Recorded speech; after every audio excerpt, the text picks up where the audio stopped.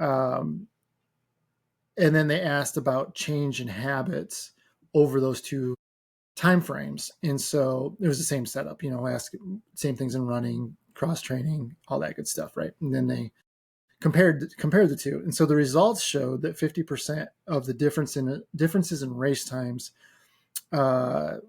was accounted for by how often a person trained 12 to 4 months out, which would make sense, right? Like if you're not super consistent in training over a long period of time, you're going to see vastly different results. And then they also looked at, and it was also part of running distance, duration, number of sessions.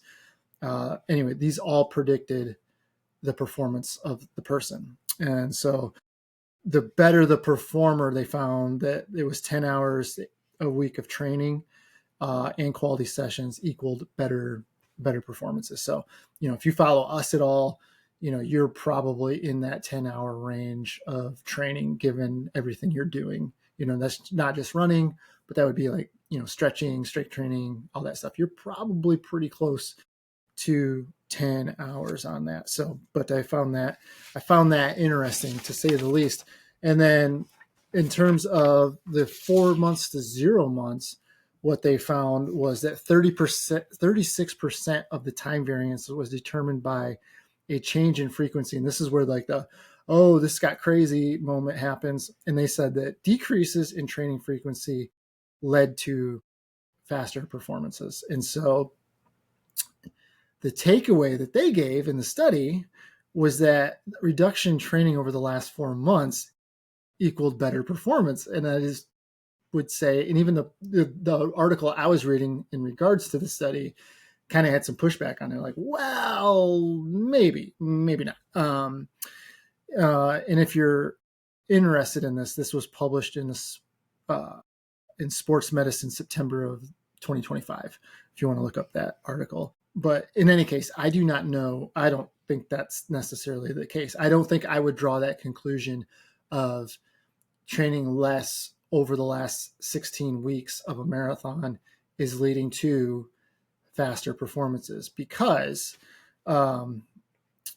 just the way that it's set up, right? And what they determined that, how they determined that. But and overall, though, I would agree, like the 4 to 12 months out, like the more you can build that baseline volume up, the much better off you're going to be. And what do I mean by baseline volume? I mean, if right now you can go out and run 20 miles a week, no problem. That's what you do week in and week out.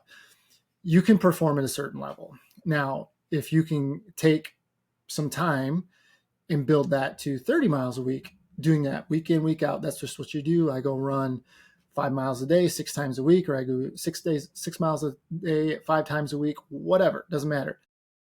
You're building that volume, that baseline volume up to 30 miles a week versus 20. Now you've established a new baseline in performance too. And from there, you can go to a new peak level, right? So if you're at 20 miles a week, maybe you can peak out at 30, 35 miles for a short period of time before you have to come back down to the 20. So the higher that baseline is going to allow you to have a higher and higher peak volume too. So it all will play into each other as you start into things like a marathon segment or something that's going to require significantly more mileage. And then also I would just say too, like the higher the baseline, you're 6 to 10 weeks away from really being able to perform pretty well at any level, because your baseline volume is already going to take you to a certain amount of fitness.